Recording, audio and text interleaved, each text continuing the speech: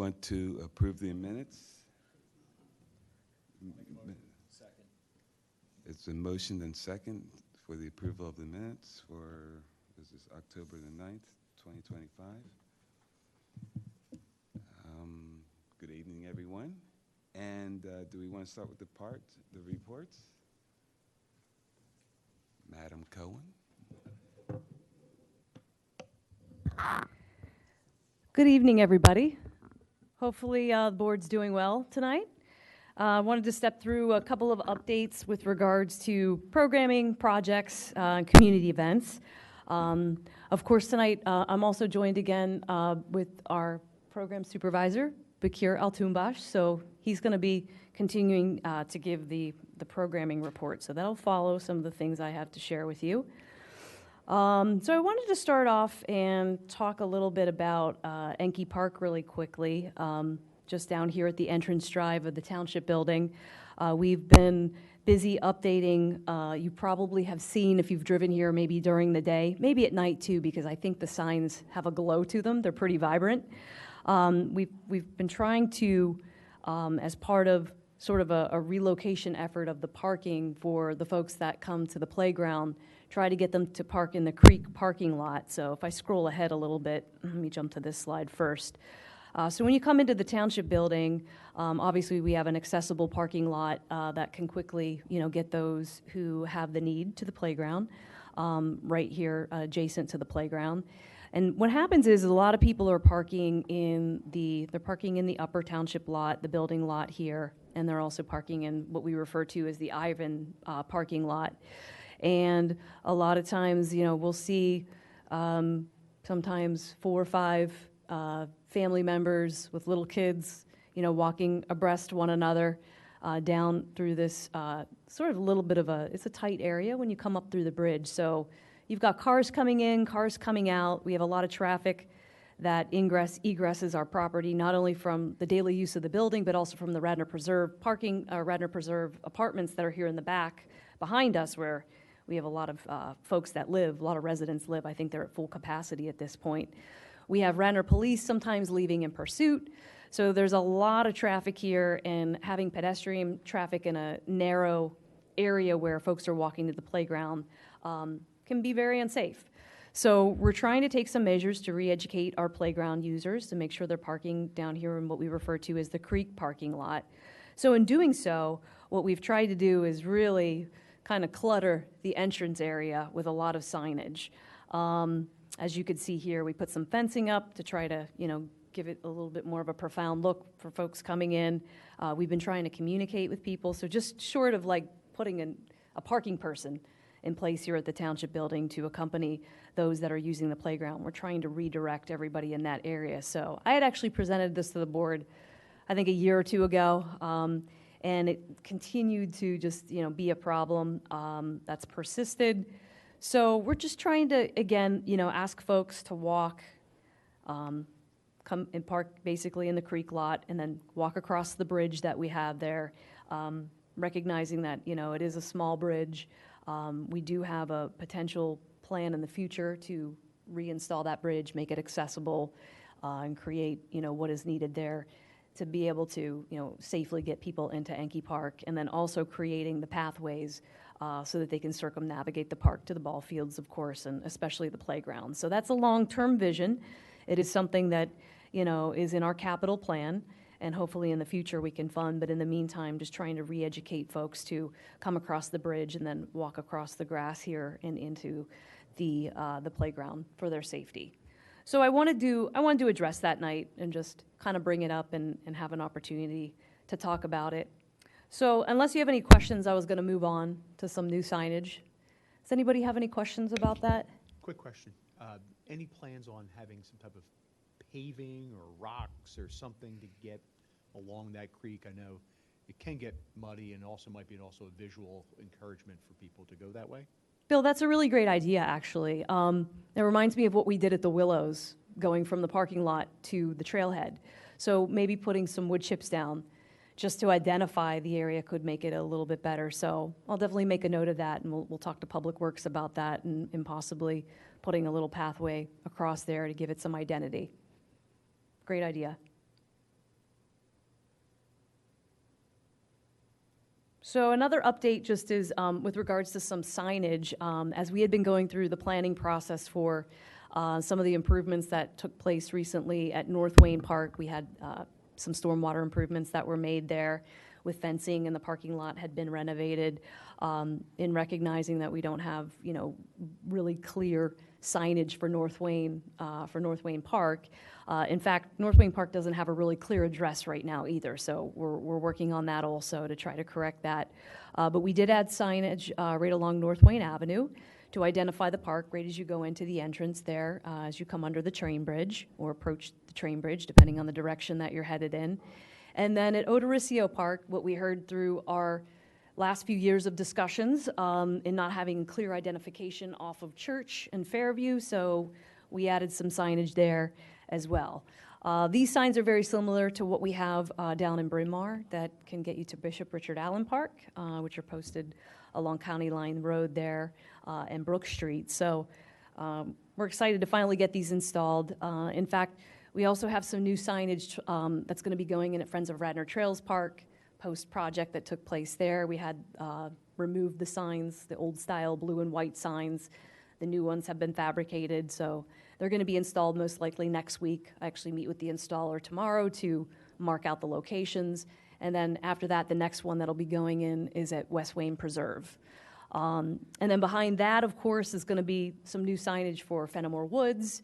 Also, of course, Odoriccio on the longer-term horizon, looking at the Willows as well in terms of replacing the signage there and updating it to the new style that we had debuted in 2015. Slowly but surely, I mean, we have a lot of parks, so we have a lot of identification to put in, and obviously only so much funding in order to be able to, afford those.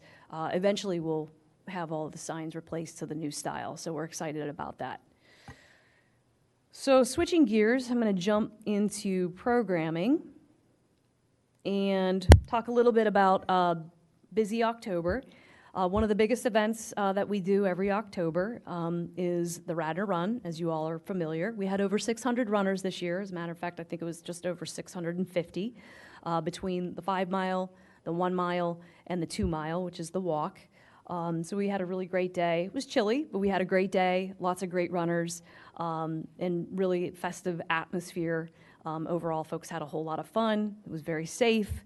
I want to thank Radnor Police Department, of course, for manning a lot of the key locations out there on the 5 mile course.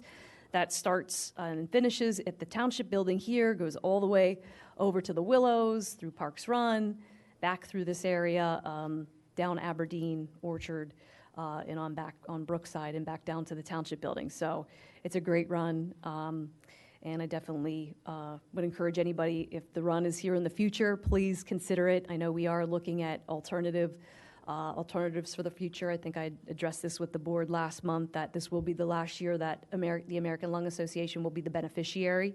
But I'm having a lot of conversations in terms of how the future of the run will continue and what various organizations could have opportunities there for beneficiaries. So we are working through that process. We also had our 12th annual trick-or-treat at the Township building. This was actually last Thursday. We had a great day. It was actually a really rainy day, and it brought a lot of people out. Believe it or not, we were a little worried that attendance might wane a bit, given families coming out with little ones and costumes and stuff like that, but we actually ended up having a really successful day. And we had the opportunity to have a lot of our partners here. We always have Radnor Library that participate with us, Wayne Art Center, but new this year we actually had the Radnor High School Scholarship Foundation came over. They had a presence. We had one of our vendors, Soccer Shots, that was here. Obviously a great way to market, to the preschoolers through with preschool programming. We also had Chick-fil-A that was here, and they brought their mascot Cal, and they handed out discount coupons, which was really great. So it was really a nice day. Gives members of the community an opportunity to navigate through the building, go to all the different departments, and collect lots of treats and trinkets and things like that. And of course, we get a chance to interact with all the great folks. And our staff participate as well. We have the upcoming owl encounter in Night Hike at Skunk Hollow Trails. Right now it's a sellout program for us, as it was last year when it debuted. And that's going to be taking place coming up here on Friday, November 14th, next Friday.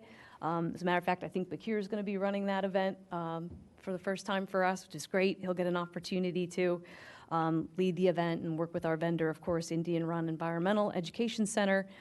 It's really a nice opportunity for folks to get out on the trails at night and have an opportunity, obviously, to learn about owls and then possibly get to hopefully see one as they're out on the trail. So with a little bit of luck, like they did last year, they did have that chance and they did get to see owls, which was really cool. So fingers crossed that it all works out again this year. And we are taking a wait list. We did evaluate doing a second date, but unfortunately, just given the timing with the vendor's availability and ours and other programming coming up, we didn't have that chance. But looking ahead to the future, I think we're going to kind of keep that on our radar. We also have the 12th annual Santa's Delivery, which is coming up. So I know I announced this last month and just want to do so again. So if any of the board members are interested in getting involved with this event and volunteering, we're always looking for folks to play the role of Santa Claus, which is a very exhausting position, but not designed for everyone, but we get some really great Santa Clauses, 5 of them we'll be looking for to join us on the day of the delivery of the gifts. We're also looking for folks to help be drivers with some of the motorcade vehicles, also distribute gifts to the engine so that they can get into Santa's hands, elves and assistants, also to help keep Santa organized so he knows what stops are coming up and the children in which he has gifts to give to. So if you are interested in that, let me know. And most notably with this event right now, we are doing a collection, a food collection, where we're trying to supplement a lot of the food insecurity and needs that we know are taking place in our community. So we're working with Wayne Cares and the Wayne Presbyterian Church's food pantry. So we have a collection box here at the entryway of the Township building. So if folks would like to give a little extra now, that would be really helpful, especially in time for the holidays. And then we are continuing to do our RTCA collection, which is the Radnor Township Civic Association collection and Toys for Tots collection for toys for the upcoming holiday events that'll be happening there. And some other things going on in the community that I also wanted to highlight. The Garrett Hill tree lighting is going to be taking place again at Clemacrone Park. That's going to be on Sunday, November 30th at 6 p.m. The Garrett Hill Golf Committee is leading that event. We'll obviously have support from various township staff and personnel. The Wayne Business Association will have its annual Christmas in Wayne, right in downtown Wayne. Friday, December 5th at 7:30 p.m. will be the tree lighting. They also have a lot of festivities and things that are happening with a parade and Santa visits on the Saturday, the next day, December 6th. We also are tentatively pairing up with some community members, and we're going to be having a Hanukkah menorah lighting here in Wayne for the first time. So we're working on that. And that's anticipated to be on Sunday, December 14th, which is the day that Hanukkah does start at sundown, of course, so it will be from 12:30 to 2 o'clock. So we're working with some local partners and residents on that and very excited about that event upcoming. Lastly, just to report a little bit on upcoming events, an event taking place in 2026, which is a very popular one, now headed unbelievably into its 15th year, the Radnor Sweetheart Dance, previously known, of course, as the Daddy-Daughter Dance. We'll be taking registration starting on Monday, December 15th. This is always a really big day for us. The event does tend to sell out within an hour or two. In fact, it sometimes can cause a highway clog up on our registration system that we sometimes have to work through. But we want to make sure if anybody is interested in this event that they reach out to us and let us know, because we do try to give priority to those families that have never participated before versus some that have recurring for many, many years, just to make sure, given the sellout of the event, even though we do take nearly 300 participants, that folks are having a good, solid opportunity to get into the event. So if you know anyone that's interested, maybe has never participated before, we would definitely love to have them. Please tell them to reach out to our department. And with that, I'm going to transition to Bakir. One more thing I just wanted to announce is we had, I'm not sure if you've been over to North Wayne Park recently throughout much of the spring and summer, but we actually worked with a community member by the name of Jerry Way. She is a resident that lives over in North Wayne, and she planted a very beautiful flower garden at the park. I don't have a picture of it, I apologize, but I do have the beautiful flowers that she delivered to us just about 15 minutes ago before the board meeting started. So I wanted to give her recognition for all of her time and her energy. She gave us a really nice card to thank us for allowing her to go into the park, and we worked with her to kind of set up an area kind of along the third base line, but off to the fence area where she had an opportunity to grow lots of beautiful flowers. So she'll be cleaning that up, of course, for the season, and we'll anticipate she'll be back next spring. Tammy, real quickly, how long will the township be collecting for Toys for Tots, do you know? I guess we didn't have a date on here, but I think it's early December. Okay. Do you happen to know the date offhand, Bakir? No. I think it's the second week of December. And we'll still be collecting, like, we can keep collecting because we know there's an event that takes place at the RTCA where additional gifts go to. So I would say by the beginning of the first week or the second week of December, we definitely need to get all the gifts in so that they can be distributed and sorted through. All right, thanks. I can get you more specifics too if that's different. And I'll hand the ball over to Bakir.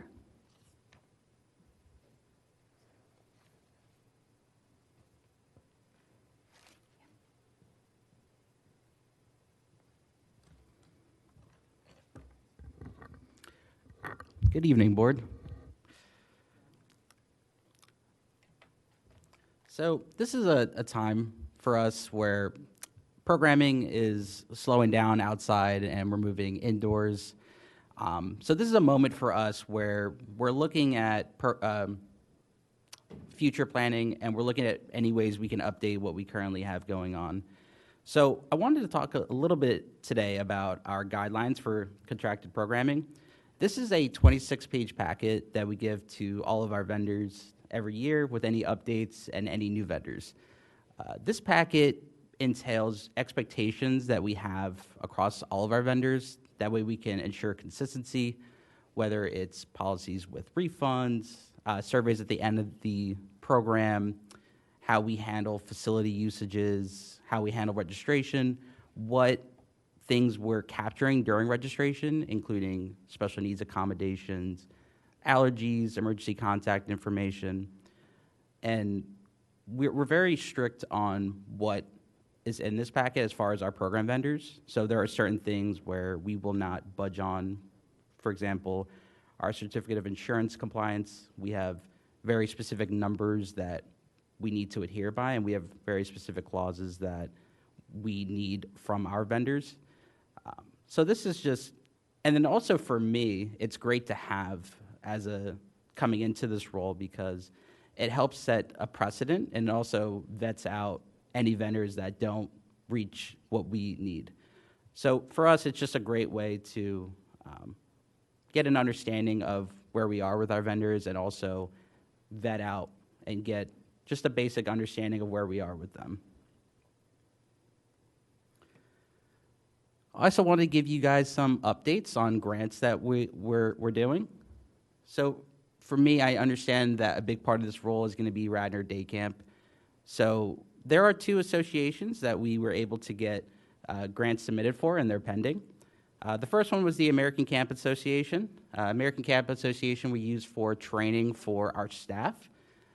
This training includes just leadership principles and how to handle certain situations. The other one is the National Recreation and Park Association, NRPA. NRPA is an organization that focuses on bringing together parks and recreation organizations. There's over 60,000 members from across the country.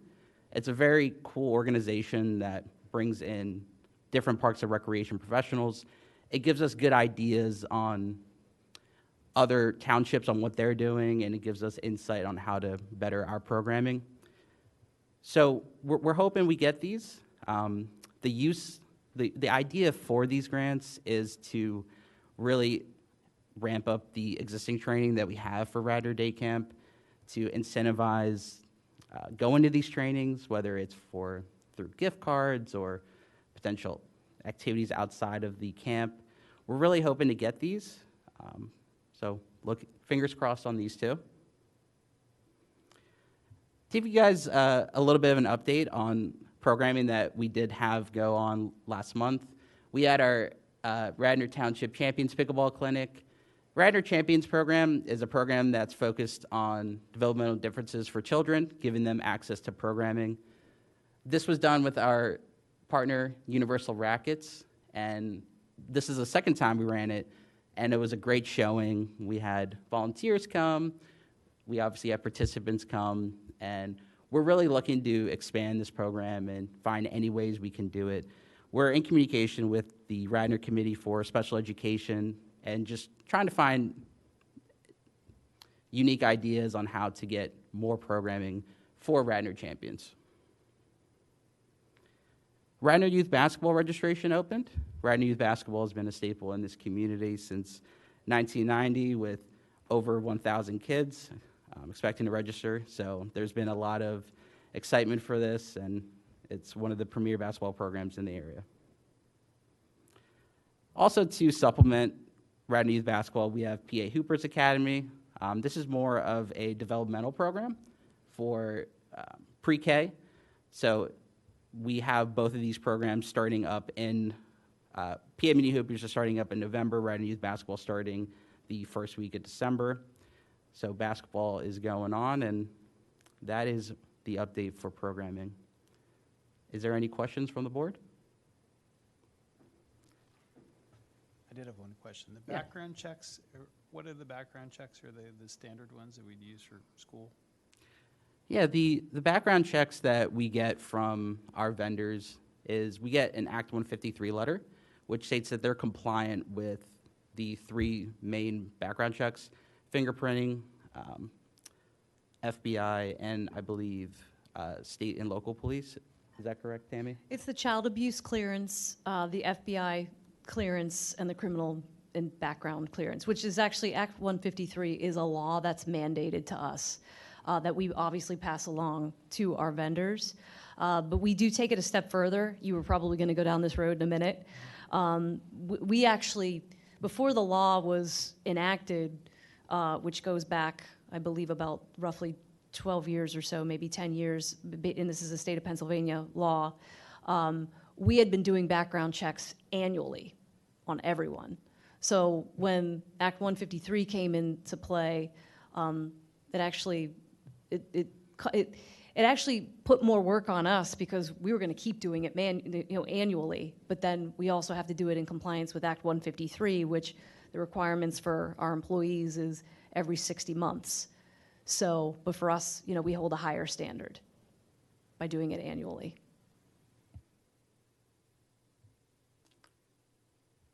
Anyone else?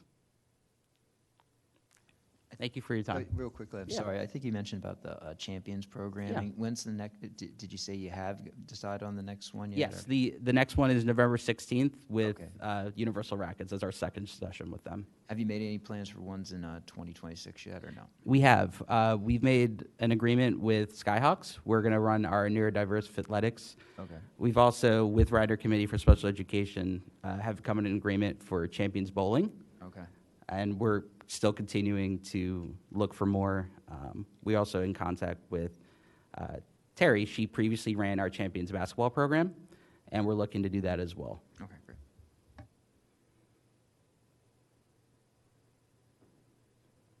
Thank you.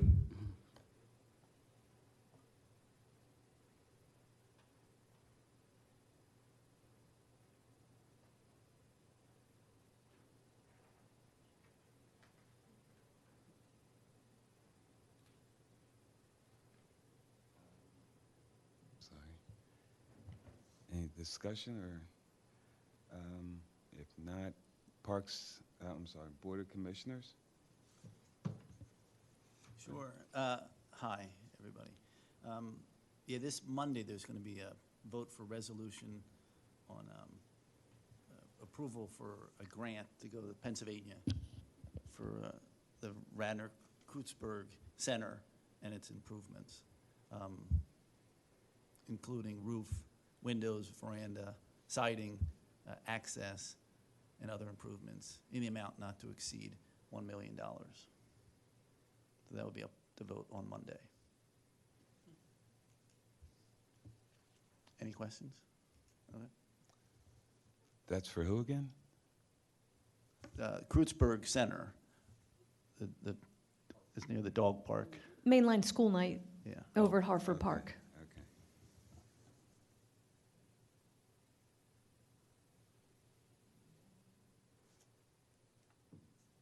Tammy, quick question on that. Hartford Park, there's some building there, it's all boarded up. Is that part of the park or is that private? As you drive in on the entrance on the left, that's, we refer to that as the Jaquiri House. It is part of the park. The township does own it. It has been shuttered since 2010, when we made the discovery that the building was completely full of mold. In fact, there was actually a person was living in there that was sanctioned by the township, but unfortunately the conditions didn't warrant that.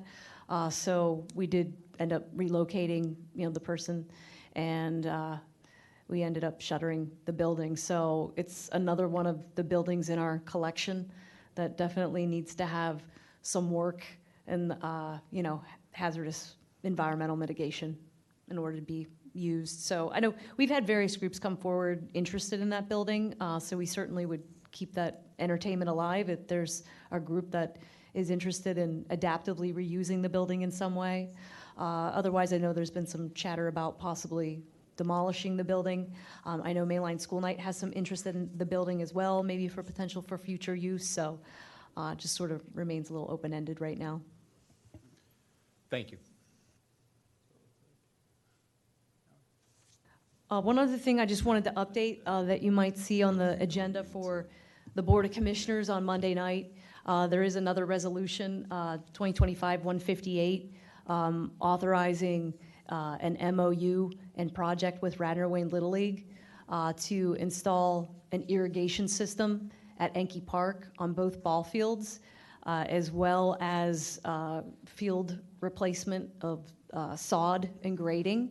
So this is a project that came forward from Radnor Wayne Little League in the last several months that has been in terms of development and in development, trying for us on our end, trying to work with them to, understand, what the interest is in the project. And I know that over the years, there's definitely been concerns of the field lips and things like that. There's a lot of elevation and grade changes that I know has been concerning in terms of playability. And obviously, the township has a limited amount of funds to what we can actually, put into some of the fields to regrade and resurface them. So Little League has been working with a donor to put up a significant amount of money to come in and strip the fields, infield and outfield, completely regrade, resod, and then while the fields are open, lay in a irrigation system that would basically cover the infields and the outfields.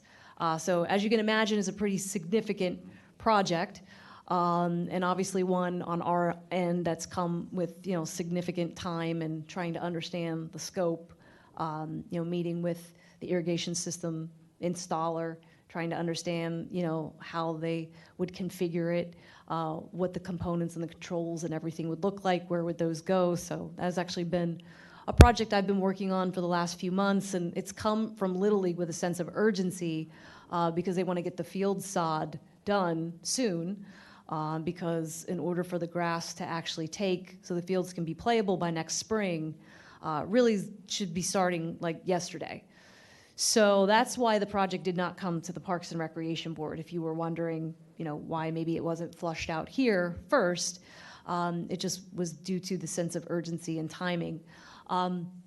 What I will say is we are still working through the details of the MOU and how it will operate and in terms of the funding, because the township is not committing any funds to this project.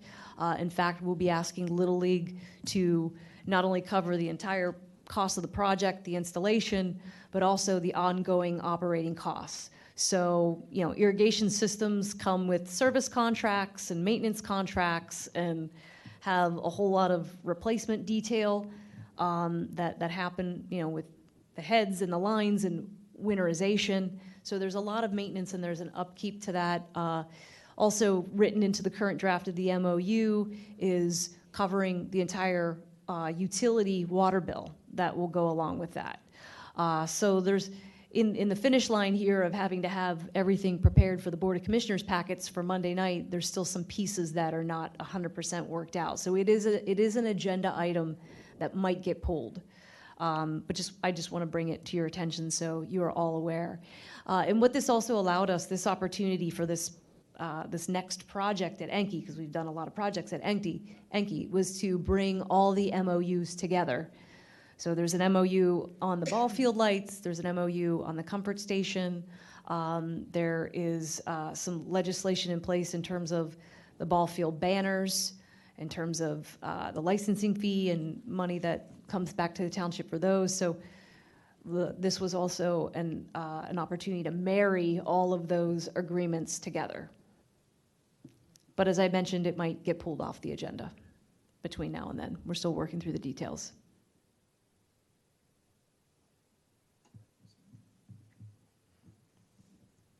Oh, the only other commissioners thing I would want to update is on October 27th. We did have a budget presentation where the capital plan was discussed. I can send you the link as well as the timestamp if the board is interested in watching that.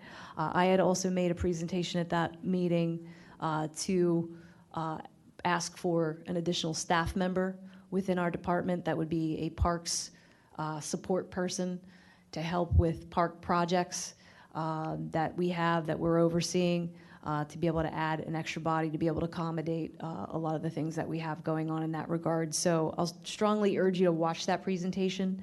I don't know that it's going to be funded. That's going to occur as the budget process unfolds, which will be over the course of the next 3 to 4 meetings. But I'll make sure you guys have that so you have an opportunity to watch it.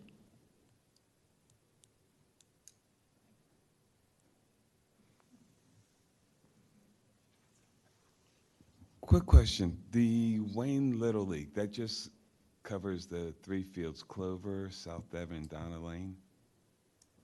I'm sorry, what covers? The baseball, the Wayne Little League?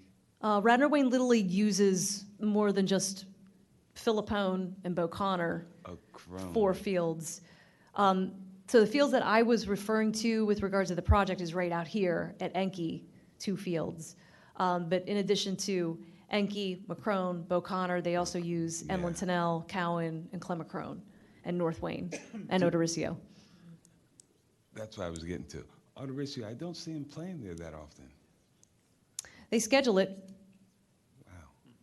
so I think they I are guess since there. everything's spread out so far now. Yeah. Perhaps. Yeah, okay. All right. Tammy, I have a quick question. I don't know if it fits within this part of the meeting, but when it comes to field capacity, both for fall and spring events, are we adequately with enough fields that there's no competition for fields at this point, or do we have to plan ahead for growth? I mean, if you build it, they will come. I think if Yes. we build more, we'll have not only increases by the current organizations to take field usage that might be in Lower Merion, and I'm going to use the soccer club as an example because I know they use a significant amount of fields that aren't just in Radnor, although their goal primarily is to use, obviously as many as they can here, including the private schools and the colleges. So I think there's definitely a need. One of the things we don't give a chance is for the fields to rest. So I know fields like Ditmar end up taking a beating. Some of the baseball fields, again, have taken a beating to where, again, there's significant regrading needs. And they're not just at Enki. They're at all the fields. So I think for certain, there definitely would be a need. We'd have to measure what that need would exactly look like, but there is a desire there. And I know we turn away a lot of rentals, private groups that come to us, some of the colleges, some of the private institutions that are looking for additional fields that don't necessarily have them at their campuses. I'm just wondering, is it appropriate to start thinking for the next 20 years and beyond, and some of these private institutions that have properties, do we partner with them? We look to the Hafford property that they acquired that has room. Valley Forge Military College, with changes occurring, how much do we partner with them to have field space, for the future? Those discussions are underway. I would think, yeah.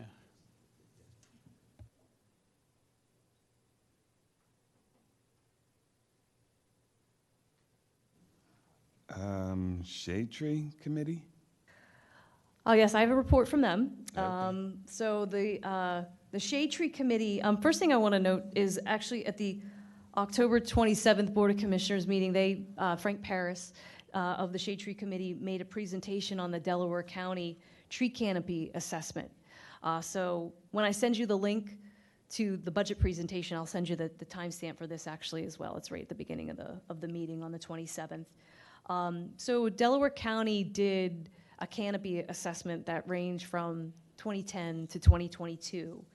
And what they determined within Radnor Township was that 52% of the township is covered with a tree canopy, which was very good news. In fact, Radnor was the second largest of the county with a tree canopy of 4,570 acres, which made up about 9% of the entire county. So felt like that was very good news. And the second lowest with any type of tree canopy change that had been occurring. So, some of the loss, obviously, over the years has been attributed to some of the environmental dangers. We've had the emerald ash borer, we've had the ash tree issue, age of trees. We know we've lost a lot of trees, and of course, development that has occurred. But there's also significant replacement taking place. So the Shade Tree Committee was excited about this, but still acknowledges that there's a significant amount of work to be done to continue to not only maintain but enhance Radnor's tree canopy and coverage. So that's probably a good segue to talk about their fall planting. Their fall tree planting is actually going to be coming up on, I think it's November 14th, and they're going to be planting approximately 80 bare root trees, 6 container trees. 43 of them are going to go to residents for the right-of-way. 3 are going to go to Fenimore Woods. 4 are going to go to West Wayne Cemetery. 36 are going to go into the reforestation project at the Willows, which I presented last month. And then 6 additional are coming from Radnor Conservancy. They're also going to be planting trees in the Wayne Business District and along Aberdeen Terrace. And then 13 trees are going to get replaced in the Wayne Business District, along with 3 replacement trees on Aberdeen Terrace. So that's a little bit of summary of some of the work that they've been doing, which is always very zealous. I think our Shade Tree Committee is doing a fantastic job of really taking on a lot of these efforts.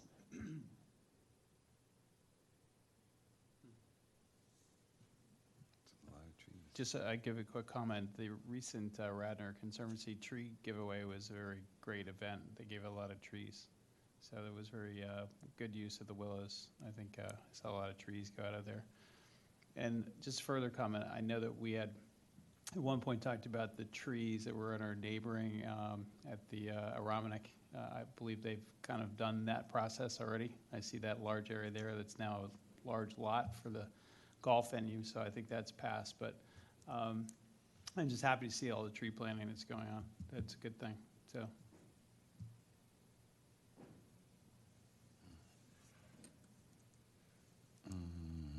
All right. Any other reports?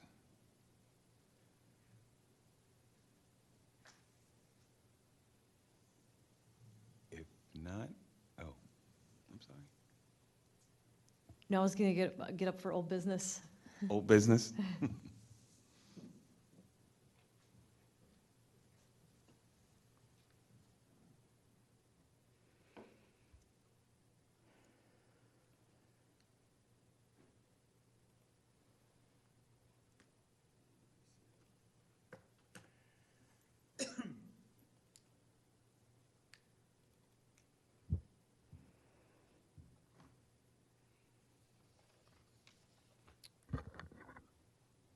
Okay, last month, we spent a lot of time on Odoriceo, and I think we made a lot of progress. So where we left off was, we had some discussions on, I'm not sure where the file is. Hold on a minute.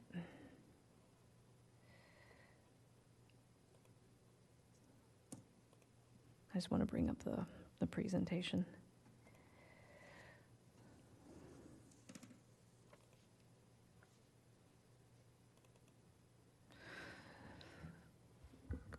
So we took a look at the what has been sort of the rolling, ongoing initial plan, the concept plan for Odoriceo Park's improvements, and we had a lot of discussion, and we took a look at the plan for some of the revisions, notably the parking lot, the playground, and the comfort station. So in a minute, I'm going to bring up the updated plan. There's now a revision that we're working off of based on some of those recommendations. So I thought we made a lot of headway in our meeting. So give me a second here to just find that slide. So this is what we looked at last month. We talked a little bit about the process. I gave a little bit more of the background. So some of the things that we've evolved to now, I'll start with one of the biggest. So I'm going to jump around on this list that you see down in the lower right-hand corner. And I'm going to start by talking about the parking lot. So one of the biggest things that we were looking at was whether or not to remove or change in some way I'll call it the third baseline macadam area that's sort of used as a parking lot. And one of the recommendations of the Parks Board after we had a lot of discussion was, let's go to 2 parking lots and let's look at West Wayne Avenue, how we can maximize and optimize what we have there, as well as Fairview and Church. So I had our designers go in and take kind of a close look at this on West Wayne Avenue, and we basically expanded to a point where we're able to, let me just enlarge that. So we were able to expand to gain essentially about another 9 to 10 spots over on this side. So as you can see on this side of the park, we are, all over the place tonight. We're close to the residents that back up along the edge of the park on this side. So what we did was we turned around and we relocated the now current entrance exit. And now it will be one way in, one way out flow, which we decided was a better fit because it was going to allow us to not only expand the lot, but create more organization and circulation within the lot, as well as maximize additional parking. So we now have a situation where we have the entrance coming in off of what would be the southern part of West Wayne Avenue, and then exiting at the northern part of West Wayne Avenue. And we're utilizing more of the frontage of the park to be able to gain that additional sizing of the parking lot. Because I think there was a reference made that this was just some dead space within the park. How can we utilize it? Let's expand the parking and try and maximize what we could do there. So you'll see there's a pedestrian entrance here that will now come in, and then we'll be able to take the path, we'll be able to circulate and follow sort of the, I'll call it like the upper ledge of the top part of the hillside of the park. We discussed retaining the existing benches that are utilized at the top of the park, at the crest here at the park, for being able to sit and watch the games. It was discussed that those were worth a while to keep, so we retained those. We also have here a little bit of a transition area that could be the boulder. We had the boulder that's there in the front of the park can be relocated. I know at one point we had a plaque on there that was celebrating the park. Obviously we can come up with something new there. We could have a memorial with flags as well. There's some other creative things we could do. Obviously the detail, we'll get into the detail when we start to really scope this out, but essentially that would leave that to be a nice little area of transition. And then this upper portion of the park here, as I had mentioned before, can now serve as some of the berming to sort of like catch the runoff and address some of the stormwater issues we have, where we have a significant amount of water coming down off of the asphalt now, where that can be utilized with berming in tree space, green space, landscaping that would basically comprise the area here now where you see the asphalt lot that's sort of just there.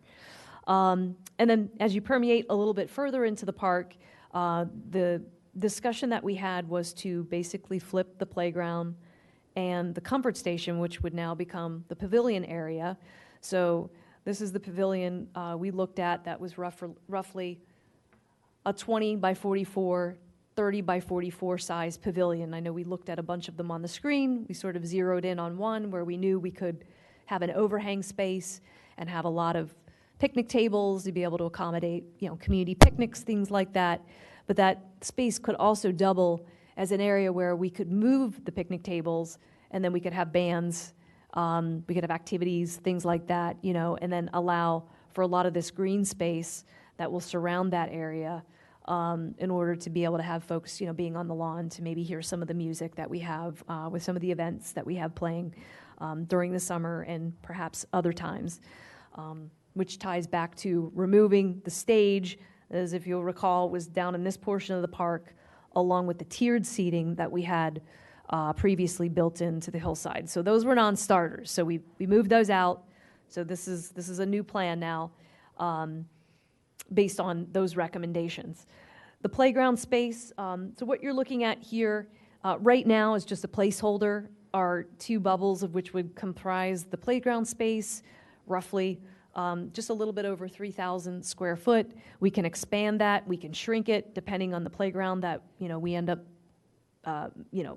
developing within that space. We've got a lot of extra space in here to utilize. And then the goal was, and the suggestion was made by the board, to move the handicap spots that were on the edge of the Fairview parking lot over in this area, almost where the existing comfort station is, like right in that area, and then be able to, create some sort of a walkway entrance in, which you see here, which would navigate into the park, around the playground, past the pavilion area, and then obviously be able to create that circulation, which, we really don't have now. There's no defined walkway coming that really can take you from West Wayne Avenue all the way to the Fairview parking lot and then back out again. So this will bring you all the way down to the basketball court, and we'll have another area of the walkway that will feed you out to Fairview. So those were some of the goals. I know we talked, I think we put it to bed in terms of the trails and the biking area in the wooded space was a non-starter for the board, a non-starter for the residents, at least at this point. That's going to stay on the shelf. And overall, I think one of the suggestions was made to maybe create a nature space somewhere over in here, adjacent to the basketball court. We can certainly do that. Again, some of the details not precise because this is still conceptual. So our goal last meeting was to, let's really find out, like, what do we want to do with these parking lots? What do we want to do with the pavilion? What do we want to do with the playground? How do we want to situate those? And I think we accomplished a lot. I thought it was a really successful meeting.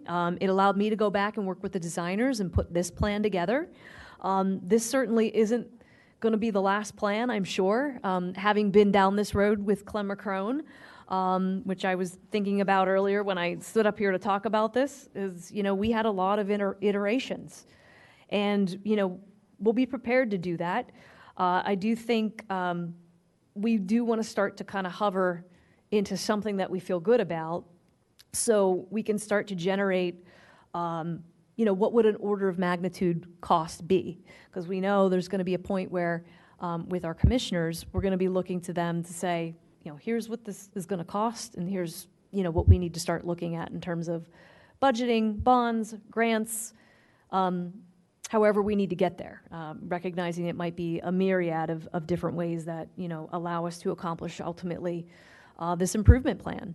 So I'm curious to get your thoughts. Definitely want to hear what everybody has to say and then consider where our next steps will be. I think it looks great. Terrific. I think it integrates both the feedback that we received in our many trips out to the RCA, as well as some nice reasoned input from the board, and of course you. I think it's great. I second that. Looks good. I like the flow. It seems like it has a lot of thought, you know what I mean? And like you're getting all the access, more people can access it, the park, and the amenities in the park.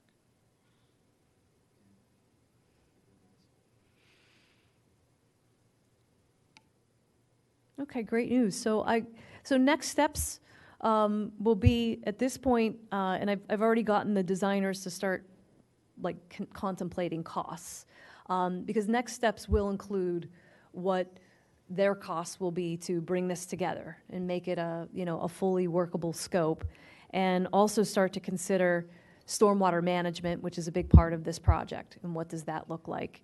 How does the water flow? Where does it have to come from? We know that ultimately there's going to be, since we're changing the entrance over here, exit, I should say, on this side, there'll be a highway occupancy permitting that'll have to come from PennDOT. Easy stuff, nothing that prohibits this plan in any way or stifles it in any way.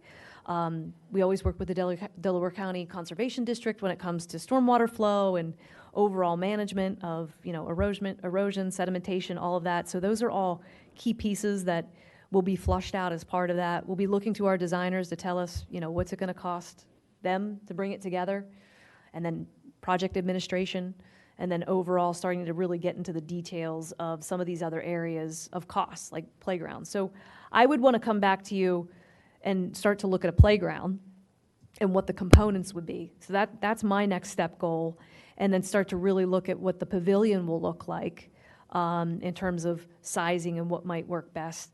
And then concurrent to that, we also have, I want to back up because there is one other piece with the dugouts. I want to make sure in working with the Little League and the Legion organizations that we're on the same page about what they want to see and how those can be configured. And then, of course, I know we talked about this optional stadium seating area, which, I don't think we really landed where we want to be on that, but I think some of it is a question for Little League if they feel strongly about it and they're willing to put some money into this, that, maybe it could stay in the conversation. So in some way, I think there's some detail there that still needs to be worked out, as, like I mentioned, with the playground, the nature space, specifics to what the pavilion will look like, et cetera. Tammy, just maybe a thought, and I know we're not at the detail level yet, but since at least in this conception of it, the playground seems to be moving closer to, say, the home plate and the ball field. At least I'm reading it. Maybe I'm reading it wrong. Playground's over here. It will be swapped with where the comfort station is now. So the it's playground will be closer to home plate and the ball field, or farther. Okay. Yep, That must- flipped. Been a long week. No, that's okay. Okay. It's hard to see because takes there's care a of- lot of things going on this plan, and there's a lot of new trees that might not be in all those places either. There'll be new trees, but that's just for the sake of the plan. All right, thanks. Have the baseball organizations weighed in on what they want, or is it speculative right now? It's speculative right now. I've had conversations, bits and pieces, but I figured I want to come before this board first. Let's take a look at it and see how you all feel in terms of what some of these changes have been. And now I'm going to sit down with them and really start digging into some of the things that they want to see and might be willing to partner with us Yeah, I to. could see them really setting a tone for what they want there. My own take is nothing grandiose. We saw those designs that were quite big, so I just wouldn't want something that would take away from the character of that beautiful park. So. I know you talked about the trees earlier, and there are some like pretty hefty trees in Odoricio. Will they be preserved, or is there a thought on that, or what's the plan? I think, so one of the approaches we took was to not impact the trees. There might have been one or two that were impacted in this area, but I need to go back and check. I think the ones that we were able to navigate around, like this is an existing here, this is existing. Anything that's not like dark with the big round canopy circle around it, those are existing. And a lot of the trees in this front of the park, there had been some removals that took place a little while back due to some hazards.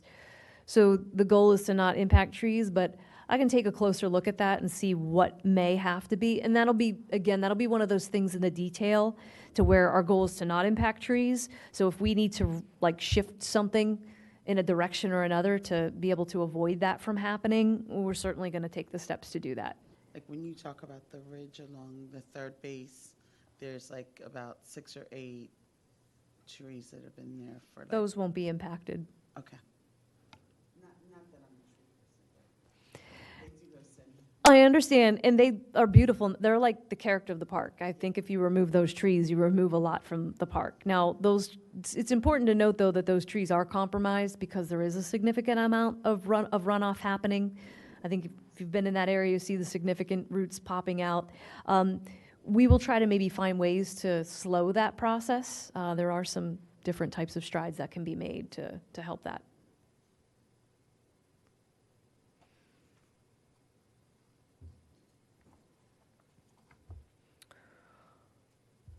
Would you say that the nature thing is kind of like a if we can do it type of thing? That's kind of what I picked up from you, and not like it's a solid plan? Because that seemed like something that the meetings and so forth had expressed as really wanting to see be an addition. I think it's certainly feasible, not only just near the basketball court, but even in this area where we see a lot of landscaping and some areas of buffer.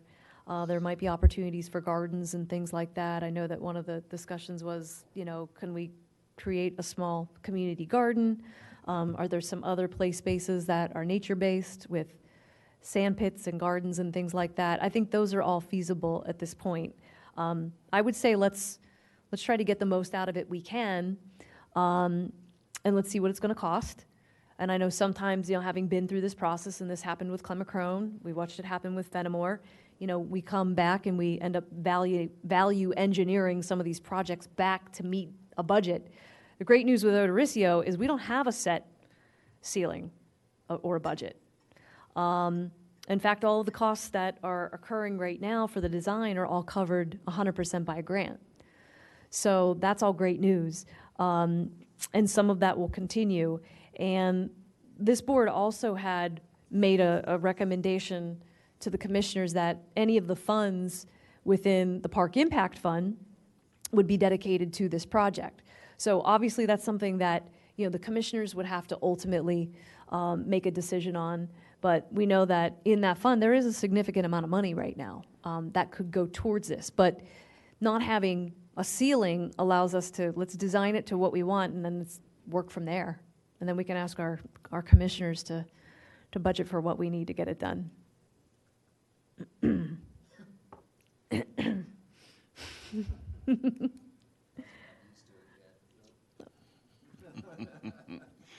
I heard you. I'm here. I'm still here. Sorry. I'm thinking that's one of the good things about being last.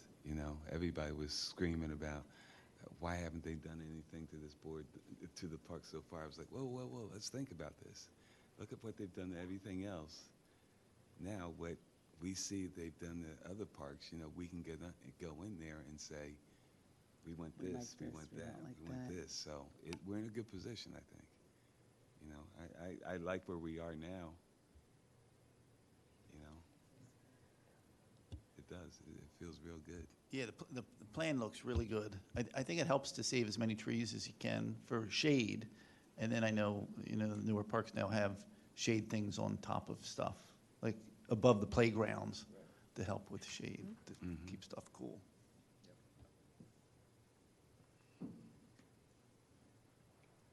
Job well done. There's also a significant amount of tree plantings too. You're going to be planting twice as many trees as existing now, I would think, right? That's the goal. Yeah. And again, that's where going in, we can figure that out, based on the design and complement it with as many as we feel is necessary. And that big canopy fills up pretty quick. Within 10 years, it'll be, a reality. You'll have healthy tree population there where you don't now. So. Well, thank you all for the comments that you made last month. That really helped me out a lot, and I know, it's really keeping this project moving. So the goal now will be to, again, go back and, really start to put some hard costs together and maybe even get to a point where, we can, again, like flush out the playground, flush out some of the nature space details, and really hone in on those little pieces. That way it can get ready to be presented to the Board of Commissioners as a next step. But obviously keep coming back to the Parks Board, but we can go to the commissioners and start taking the next steps.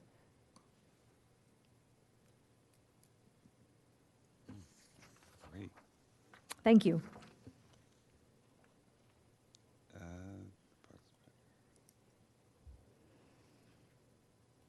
What is it, the park project update?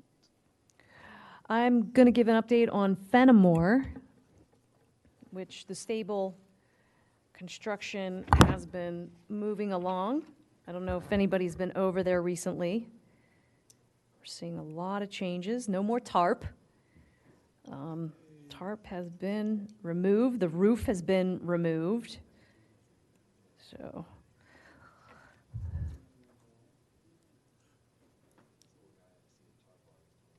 Okay. So we looked at this last month, a lot of demolition work taking place, all of the environmental had taken place.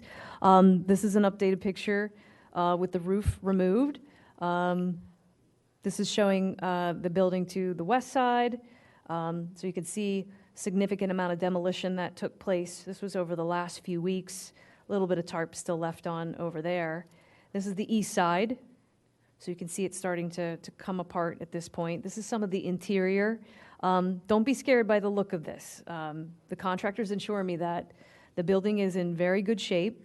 In fact, we have a lot of masonry work that's currently taking place to rebuild and remove a lot of the loose block. So that process is underway. A lot of the lintels that had been broken around some of the building window areas are all being reformed. So those are concrete lintels that are being reformed in that area. So you can see some of the forms that are in place. This is actually from today's work. So this is what we're trying to get to. So each day I get the opportunity to see all the inspection reports and lots of pictures. So I get really excited to see the work that's happening. And there's been a lot of progress. So we're on a pace right now to probably have it completed. We're probably looking at around June or July. We'll come back and do a reassessment. Some of that just sort of depends on the progress that can be made throughout the winter and how, the weather impacts some of what can happen and what can occur. But there is definitely a lot of work that has taken place. So we're seeing the vision start to come to life. So I have the opportunity to pick a lot of the colors, and that's overwhelming for me, actually. So I've been trying to, ensure that the contractors have colors and trying to envision, basically from the rendition here, some of the color schemes.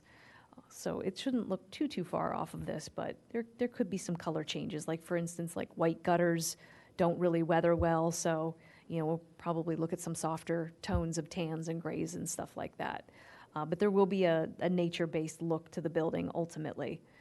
So it's very exciting. Again, work is progressing every day.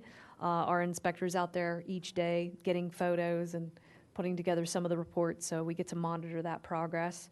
We also, just to switch gears real quick on the pavilion, the pavilion equipment has been delivered. It's actually in the parking lot, in the upper parking lot, which is where we have some of the staging for the building as well, with some of the supplies, and we have a small little trailer that's there for the contractor to work in and out of that are working on the stable. I anticipate in the next couple weeks the pavilion construction is going to start. So Public Works has basically prepared the site.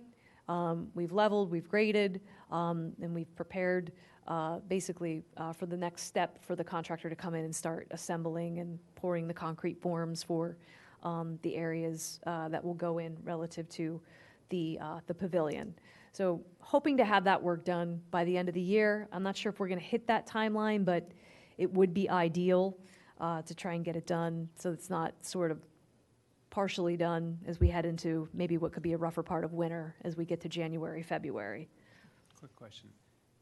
What's the proposed access to get into that structure? Is it going to be a coded lock or intermittently opened, or how? So the two bathroom accesses are going to be here to the east side. There'll be two unisex, non-sex-based bathrooms, and they'll be on similar coding system that we have at all of our parks with the 1, 2, 3 pound, or that's 1, 2, 3 turn. The structure's not heated or partially heated? It currently is not, no. There are there's a base heater that will be installed in the bathroom area, and we'll run it as needed.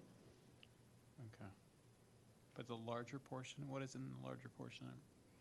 There's no, so that was one of the big issues that came early on, when we had Gannett Fleming look at the building, and they had HVAC split system running through this entire building, and it was adding a significant amount of cost. So that was one of the revisions we came back and decided really wasn't necessary. So the building itself won't have any type of HVAC Is there system. an interior map that's, or layout that's available?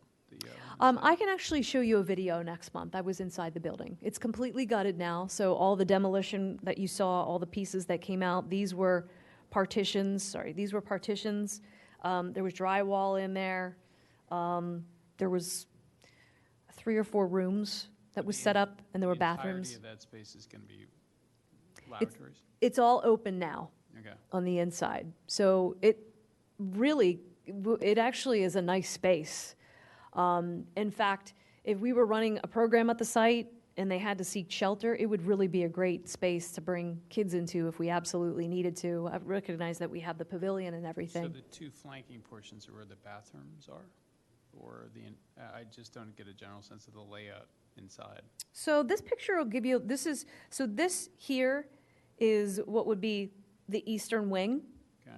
of where the bathrooms are going to go. So there'll be 2 entrances, there'll be 2 separate bathrooms on this side, which is the eastern side of the building, which I'm just going to forward ahead, which is this side of the building, so eastern side.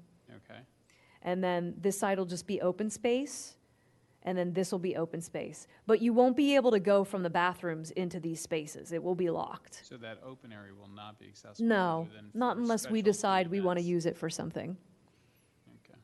Are you expanding on the footprint of what's already, you're not, it's, No, it'll be the same. Everything will be the same form that you see now, just rebuilt. Do you envision that as a rentable space? Not on the forefront. Not on the forefront. It could be down the road, potentially. I would envision it more something that is a supervised space by us, or a Township program rentals we're for running. Programming, Yeah. storage? things like Storage that. if we wanted to. Okay. I can't help, did you say there's no HVAC, like there's no air, no heat, no nothing? No. Much like the other bathrooms that are in these other parks. Right, they don't have it either. Like a state park bathroom. Okay. I guess I was thinking of the multi-purpose room, just, It wasn't designed for that. Like, we didn't go into this with that. In fact, we did originally, but when the cost was astronomical, this is where we took steps back to basically make the cost get lower. able to get it to- Yes, to spend less money on the building. That was the goal. And that if we, in the future, wanted to outfit the building in some way to make it a usable space, a rentable space, or something else, like a mixed-use type of room, that we would come back and possibly do that in the future. Are you doing summer programming in that park? Is there summer programs? that It's take been place? on hold. So years ago, early in my career, so going back to the 2000s, we had 8, 9 weeks of nature camp that took place at this site. And that was when the bathrooms inside the stable were usable. In 2012-ish, when we moved to just the portable toilets, we couldn't run programs anymore at the site. There wasn't a usable space for bathrooms, so it didn't work So out. It's an opportunity for programs. It there. is. You're going to have a home base there for the bathrooms and for storing whatever, escape from weather, so Yep, it's definitely a goal. It's an exciting goal. I know Bakir and I have had conversations about what lies on the horizon, and we're very excited about bringing back a lot of nature-based programs at this park. Which would entail the nature park. What would that be like? I'm clueless there. At Fenimore? Yeah. Well, given the pond offers a lot of area for exploration and education, so, you have a way to, use these two great spaces. We've got this sort of like upper space of the park where there's a playground. You'll have the pavilion, you'll have the stable, and then the lower portion of the park, you have a lot of, nature-based space to explore. So, and that's why, you recall last month, I made the presentation about the pond also, which is very important on the horizon, that, we plan some maintenance at the pond as well so that it can continue to be a usable space. It's a good programming space. You can have the canopy there, so it's for, for this, particularly the grade school age children. It's a great space for those kind of events. I know there's no fishing in there. They fish in the pond. Fun. There is Still do? fishing. There's some very large carp in that pond.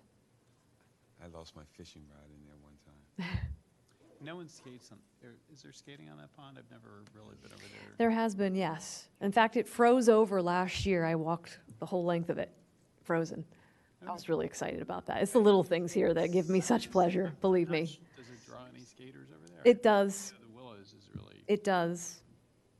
But in the future, if we end up, bringing fountains to the pond to be able to, create the aeration and, all of what we need, we can, of course, shut them down for the winter, but, that's a discussion we'll have to have on the horizon. But yes, it is, when it freezes, there's a significant amount of hockey and skating that takes place over there. Yeah, right. No, yeah.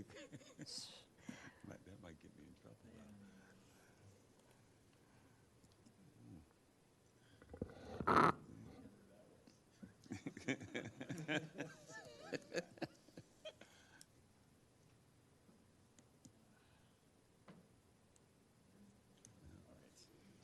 Okay. Trail projects?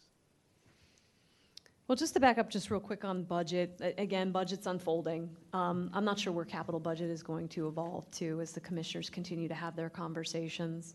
I know we'd like to see some projects be approved, so I'll keep you posted on how that's unfolding.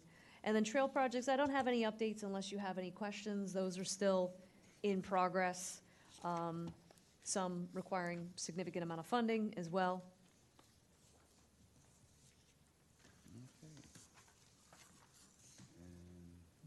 When is the process going through the board commissioners for the e-bikes? Is that something that's happening? Yeah, I brought this up last month. They had just looked at an ordinance revision, and it was tabled. It's still being worked out. So I can forward the draft. I think I gave you guys the draft copy. Yeah, I didn't follow their plan on it. I just knew it was in the works. I think it's undergoing a lot of changes now again. So when it ends up back on their agenda, I'll make sure you all are aware. Could I ask what was the why the tabling? Was it just language and making sure it was consistent with state statutes? I think it was enforcement. Enforcement? How it's going to be? Okay. And especially given that a lot of the violators are children. They're youths that are out there on scooters and e-bikes. And it extends beyond parks too. It extends to our roads. I just was in Wayne the other night, and there was a group of people on e-bikes, a large group of middle school age kids, no helmets, black from head to toe clothing, no reflective, and it's sketchy. So I get it.